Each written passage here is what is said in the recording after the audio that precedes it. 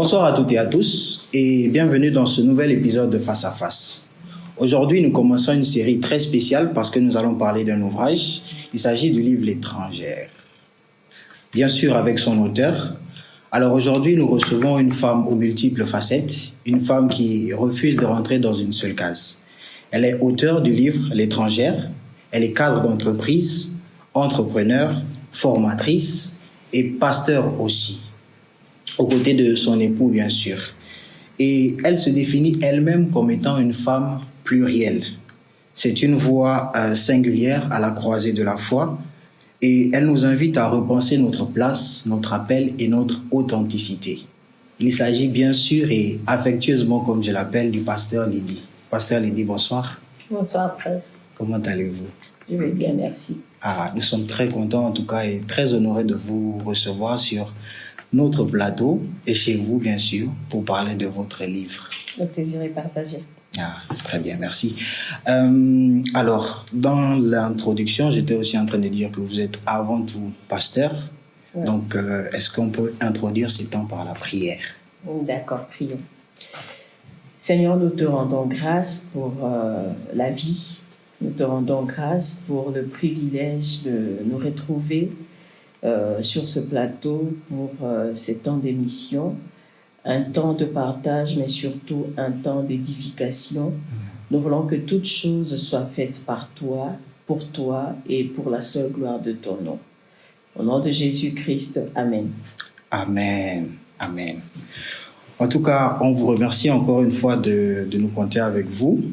Donc, sans plus tarder, on va directement rentrer dans le livre. Pour la petite anecdote, j'ai eu l'occasion de le parcourir en entier. Donc, je sais quand même un peu ce qui est dit à l'intérieur. Et encore une fois, je l'ai lu, je vais quand même vous le dire, en 2 heures à peu près. Et je l'ai lu au moins 3 fois.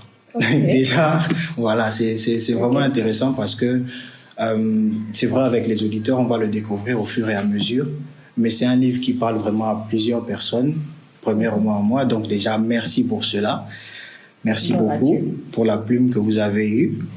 Donc, sans plus tarder, on va y aller. Donc, j'explique un peu comment on va procéder. Ce sera en fait de ressortir les moments les plus importants du livre et surtout vous, comment vous l'avez vécu, comment vous l'avez réalisé jusqu'ici. Donc, premièrement, on va vraiment aller point par point. C'est vraiment important.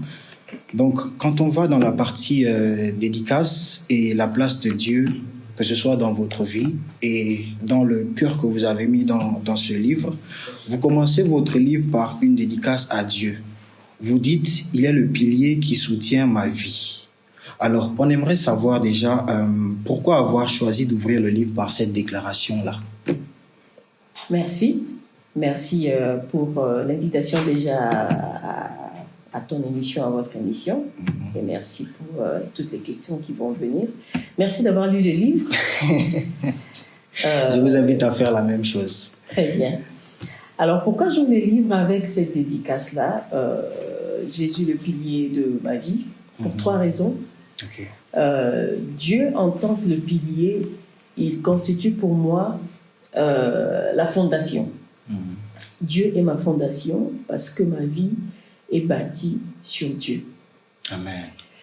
La deuxième raison, c'est que Dieu constitue pour moi un soutien inéluctable.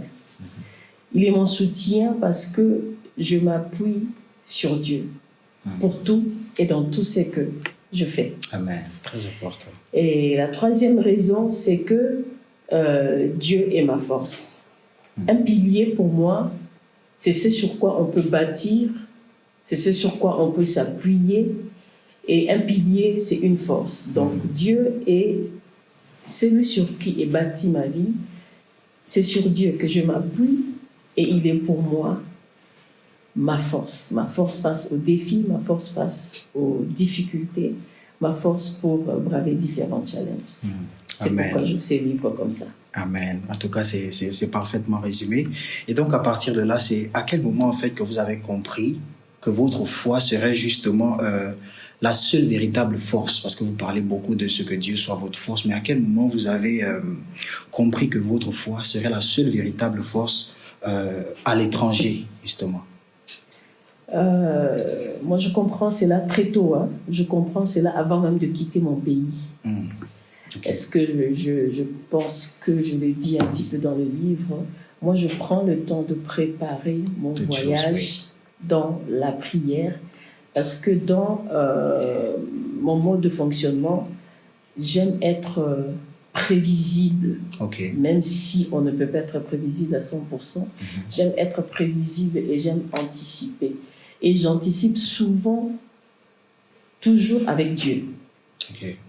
Donc, dans ma pensée, c'était impossible d'entreprendre ce voyage sans avoir pris le temps de préparer le voyage dans la prière, de préparer le voyage avec le Seigneur, parce qu'il était pour moi important d'être là où Dieu voulait que je sois et d'être dans sa volonté.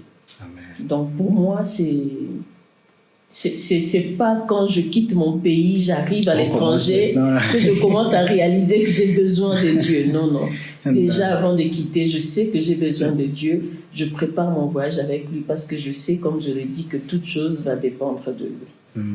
Amen. En tout cas, c'est vraiment important de le rappeler, parce qu'il y a plusieurs justement qui font souvent cet amalgame-là. C'est quand ils quittent le pays qu'ils commencent maintenant à chercher comment ça va se passer. Et le plus souvent, c'est à ce moment-là que les choses deviennent compliquées. Mais heureusement qu'on a maintenant le livre L'étrangère qui va nous rappeler les bonnes étapes. Alors, on va passer rapidement à la seconde question qui vient un peu de la partie témoignage. Alors, comme j'ai dit, le livre c'est vraiment bien constitué. Vous avez très bien constitué ce livre-là. Gloire à Dieu. Vraiment gloire à Dieu. Et dans la partie témoignage, je vais prendre celui de votre père. Il dit dans son témoignage: « Sans la main de l'Éternel, ton destin aurait été pitoyable. » Alors, quand vous lisez un peu, quand vous avez lu ces mots-là, est-ce que vous aviez conscience à cette époque-là de faire autant souffrir les parents de par le silence que vous avez manifesté par rapport à tout ce que vous avez pu vivre au début de votre arrivée en terre étrangère? Alors, pour la petite histoire, mon père découvre un petit peu mes péripéties de mon arrivée à l'étranger avec le livre. Parce que moi, je n'avais jamais raconté à mes parents les détails de tout ce que j'avais vécu, et c'était intentionnel. Déjà, mon père me laissait venir à l'étranger, c'était difficile pour lui. Ce qui fait que à chaque fois que j'avais mis le projet de voyager, mon père avait toujours refusé, parce que je suis sa fille, je suis une fille seule et tout, donc il ne voulait pas.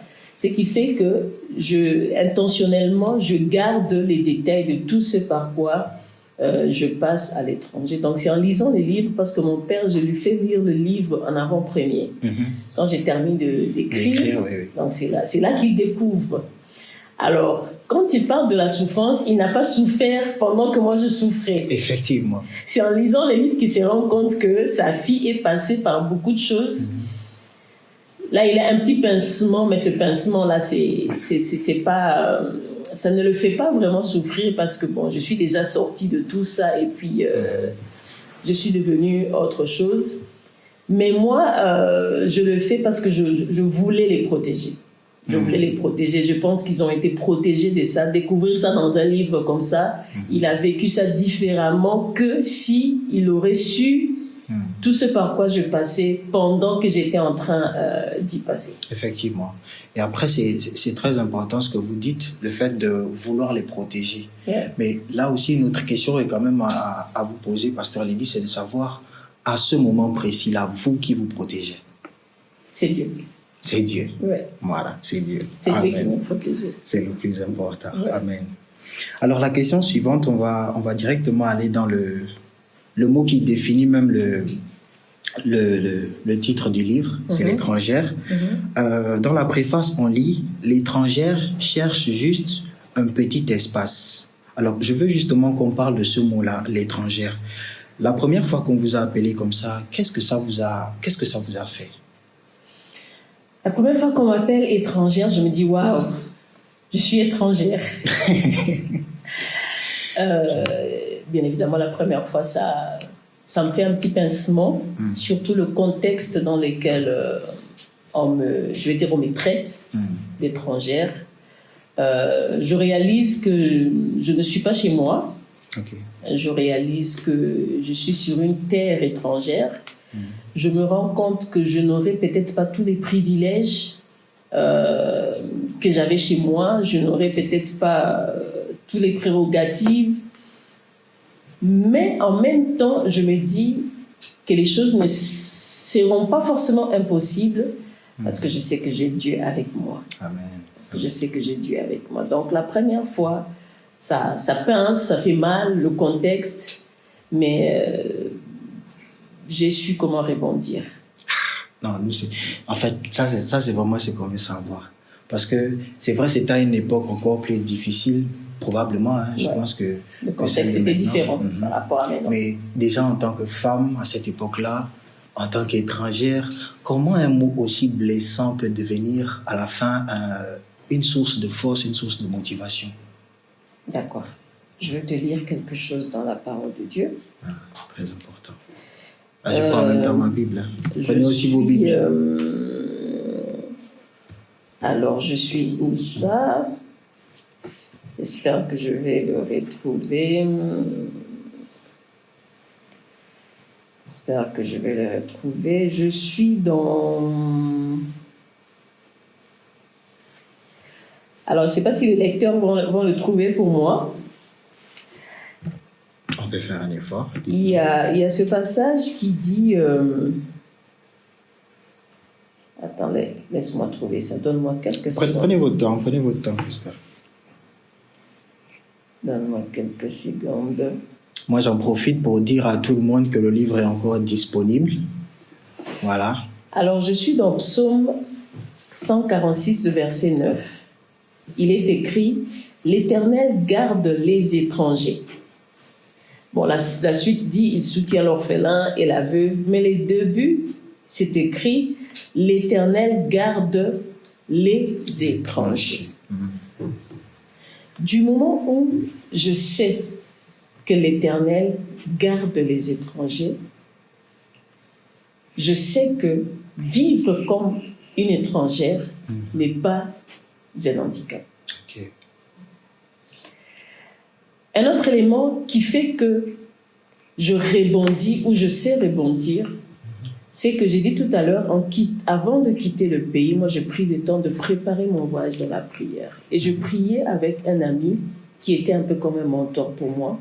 Okay. On priait, on a vraiment prié pendant longtemps, je ne vais pas entrer dans les détails. Le dernier jour de notre programme de prière, je suis à genoux, il prie pour moi et dans sa prière, il dit une ou deux phrases. Marche avec elle comme tu as marché avec Esther sur une terre étrangère. Marche avec elle comme tu as marché avec Joseph sur une terre étrangère. Donc moi, je rebondis en repensant à cette prière-là ou à cette portion de cette prière-là qui fait que finalement, être traité d'étrangère n'est plus un handicap pour moi. Okay. Parce que Dieu garde l'étrangère et Dieu va marcher avec moi comme il a marché avec Esther sur une terre étrangère, Amen. Comme il a marché avec Joseph sur une terre étrangère. Amen. Voilà comment je répondis. L'importance de la prière, l'importance de trouver les bonnes personnes pour prier avec. C'était une prophétie qui vous a en fait accompagné tout au long de ce voyage-là. Waouh! On est richement bénis. C'est que même après avoir lu, des mots pareils remplissent toujours aussi bien. Amen. Amen. Donc, la prochaine question, c'est sur l'appel à l'écriture. Donc, vous aviez commencé d'autres ouvrages, mais ce livre-là, vous dites que les mots coulaient sans s'arrêter.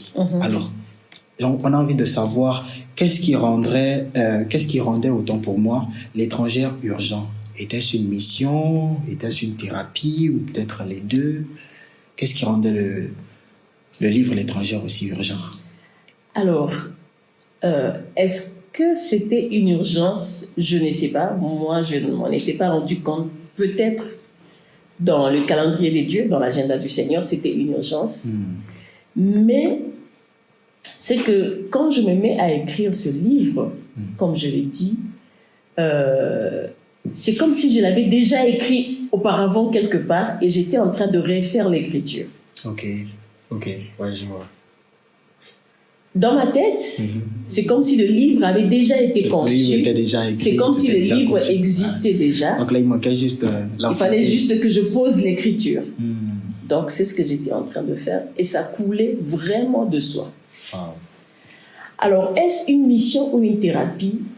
J'irais beaucoup plus peut-être dans le sens de la mission. Je pense que le Seigneur voulait édifier plusieurs. Je pense que le Seigneur voulait enseigner à plusieurs. Et moi, ce que je ressentais dans mon cœur, il fallait que je partage un message clé et particulier à travers cet ouvrage. C'est que Dieu est un Dieu de providence. Amen. Amen. Tout ce que l'on vit, ce par quoi l'on passe, ce n'est pas du hasard.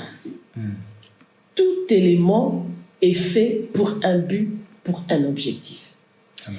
Et je pense qu'il fallait que quelqu'un, il fallait que le monde, il fallait que les gens découvrent que notre Dieu est un Dieu de providence. Amen. Amen.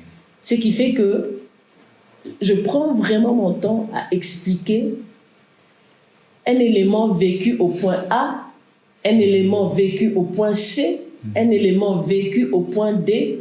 Tu pourrais croire que ce sont des faits hasardeux, mais à la fin, c'est comme un puzzle. Quand tout ça s'est mis ensemble, pièces, voilà, tu te rends compte, tu fais waouh! Donc ça, c'était pour ça. L'autre, c'était pour ça. C'était aussi pour encourager. Donc je pense que le Seigneur avait vraiment un objectif derrière cet ouvrage particulièrement. Il fallait enseigner quelqu'un, il fallait encourager quelqu'un par ce par quoi il passait. Il fallait édifier une personne, il fallait apprendre à quelqu'un dans le domaine, comme j'ai dit, du départ et de l'arrivée. Donc j'irai beaucoup plus dans l'essence d'une mission. Amen. C'est vraiment important de rappeler ça.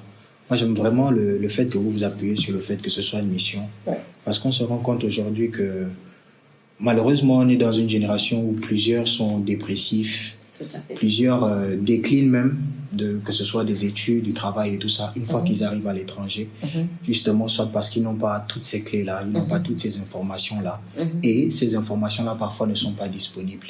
Mais par la grâce de Dieu, comme vous le rappelez, le fait de faire de cela une mission rappelle à tout le monde que il y a de quoi faire et on peut y arriver.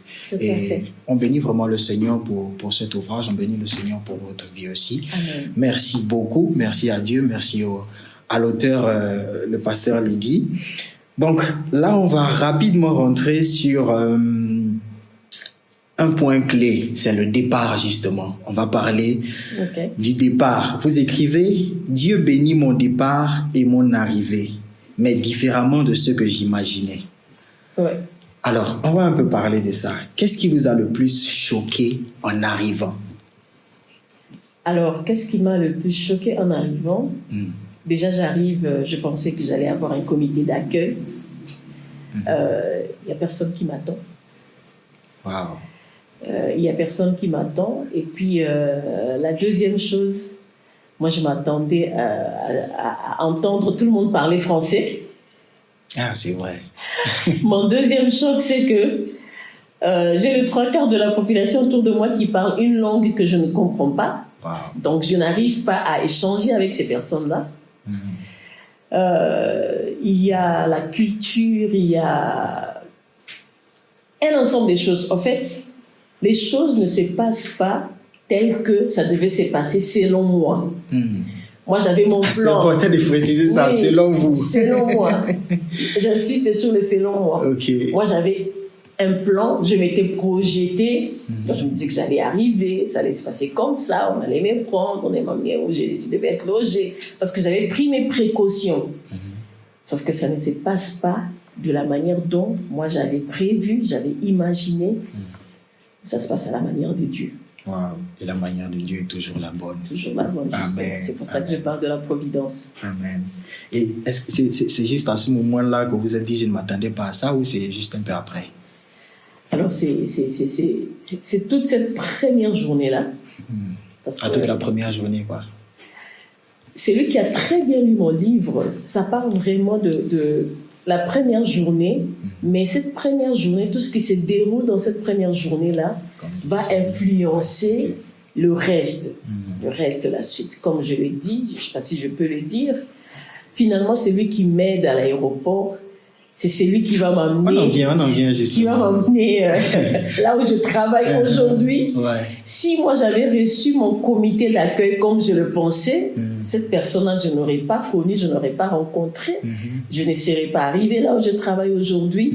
Donc c'est tout ça qui fait que j'avais mon plan, mais le Seigneur avait son plan.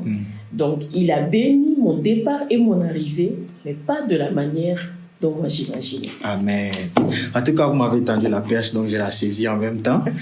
On arrive justement à cette rencontre providentielle. Ouais. On peut dire le nom ou bien il faudra avoir le livre pour découvrir Il faut avoir le livre. Voilà. Donc, on va juste parler de quelqu'un. Ouais. La personne X, la rencontre providentielle, j'y arrive avec X. Alors, la scène avec cette rencontre-là, elle est vraiment incroyable. Un inconnu qui vous reconnaît parce que vous êtes vu, je pense, vu parce ou rencontré. Lui m'a vu, moi je ne l'avais pas vu. Moi, D'accord. Alors, et cette personne vous aide, cette personne vous rassure aussi, ce qui est très, très, très important. Et vous dites, la grâce de Dieu me distinguait.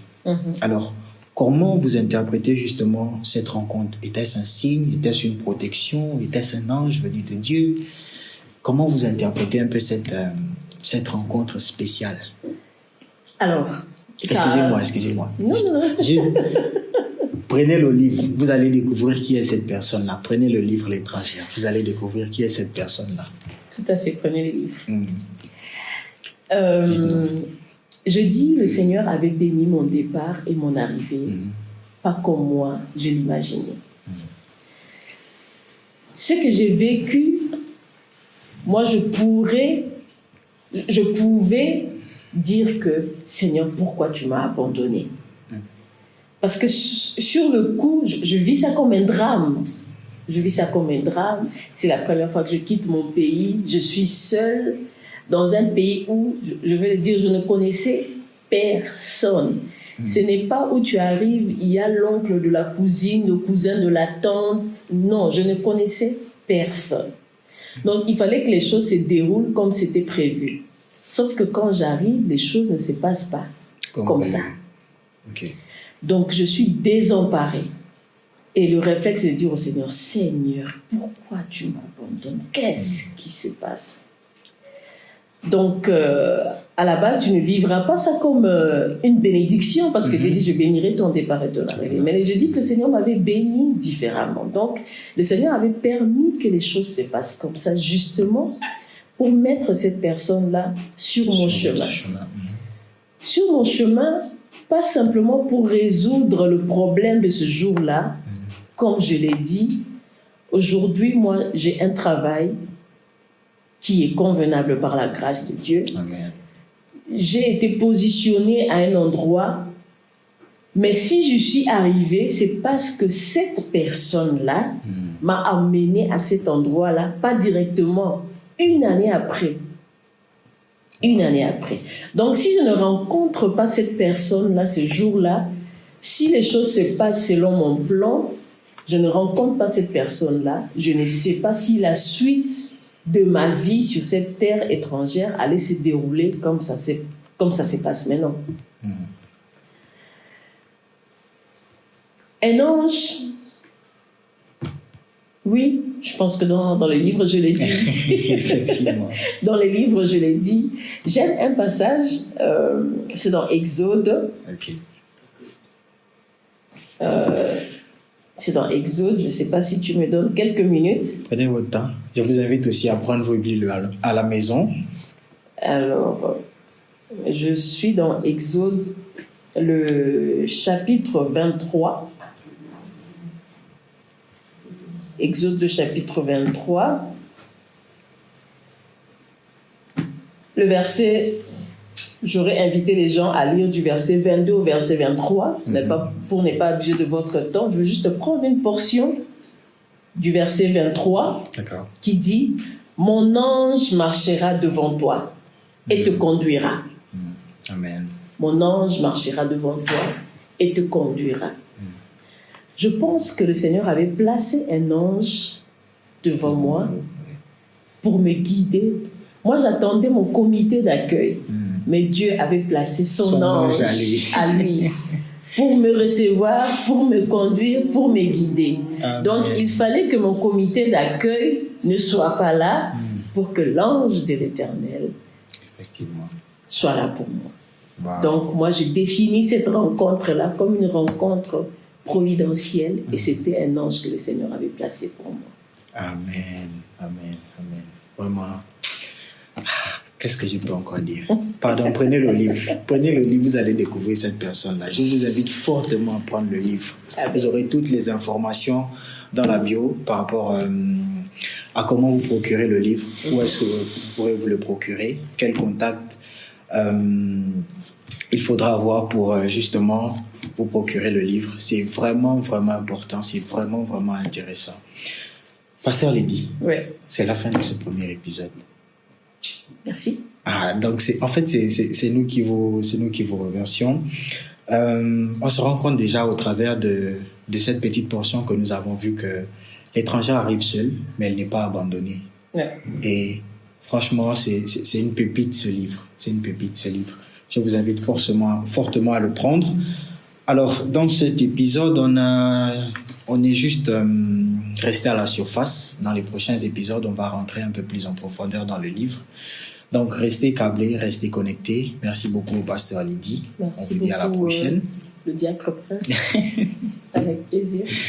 Donc, à la prochaine. Merci beaucoup. N'oubliez pas de liker, de partager, de vous abonner aussi. Et en bas, vous aurez, bien sûr, comme je l'ai dit déjà, toutes les informations pour avoir le livre. À très bientôt. Au revoir. Au revoir. Merci beaucoup.